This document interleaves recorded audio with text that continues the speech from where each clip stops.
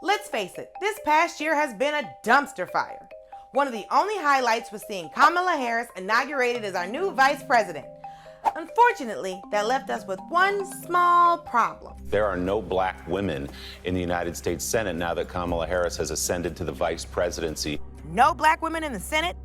But this is the year black women were praised for saving America's ass. By the way, you're welcome. The truth is, in the Senate's 230-year history, we've only ever had 2 black female senators, Kamala Harris and Carol Moseley Braun.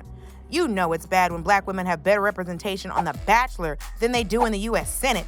I wanted to find out what's going on, so I called Stefanie Brown James, co-founder of the CollectivePac, a nationwide organization working to elect black candidates to office. So black women seem to be doing great in the House of Representatives. Right. Right. But we're having an issue with the Senate. Huge. Black women vote more than anybody else in this country. So many of the issues we're voting on impact our families. The Senate has been talking about maternal mortality. Maternal mortality impacts black women more than anybody else. So to not have a black woman saying how this bill should be created and that it should be passed, that's a problem. It is a problem.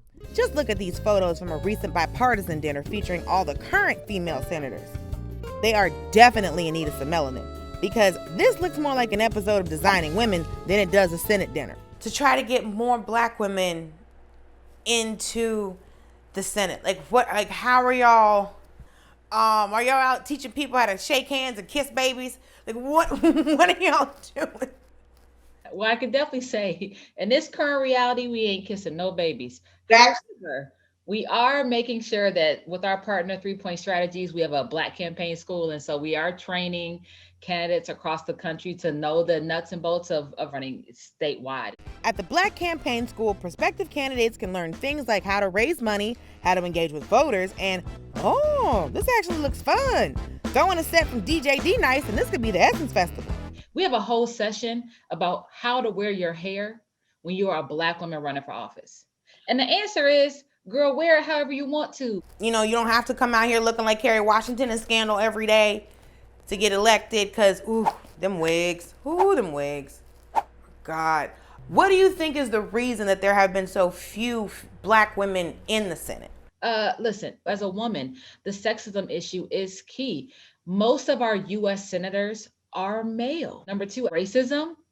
It does exist in America, okay? And so, you have the fact that this woman has to go across the state, talk to so many different voters, some of whom have never actually had a conversation with a black person. And so that alone is showing you that there's a lot of hurdles that she has to overcome. I get it. If you want to connect with voters who are unfamiliar with you, sometimes you got to do what they do. Or in other words, pander. So I had a few ideas on what black female candidates could do to get elected statewide.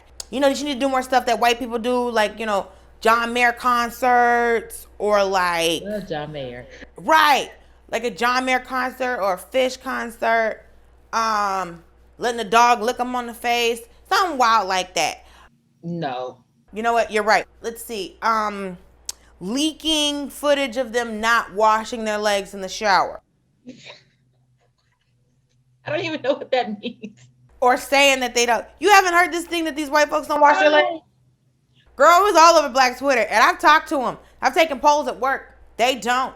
Is she doing campaign ads saying I stopped washing my legs in the shower and I keep mayonnaise in my purse?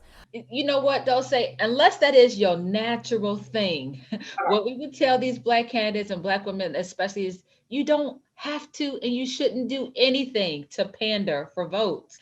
It really is about the issues. If you are yourself, you could talk about the ideas you have to, make their lives better. That's what we should be paying attention to when it comes to what these black candidates are talking about, and seeing that, they actually have really great ideas and we don't need them to pander for votes. I like mayonnaise. I don't understand what the problem is. I like mayonnaise too. Mayonnaise and John Mayer. Like, how you making a chicken salad, tuna salad, macaroni, all of the salads that don't have lettuce in it? Those are my favorite salads. Yeah. If we want a Senate that is truly representative of the electorate, we need more black women in office. Fortunately, we have some options in 2022. Val Demings is running for Senate in Florida, and both Sherry Beasley and Erica Smith are running in North Carolina. So there's hope. Now, if you'll excuse me, I'm off to listen to John Mayer and eat everything with mayonnaise.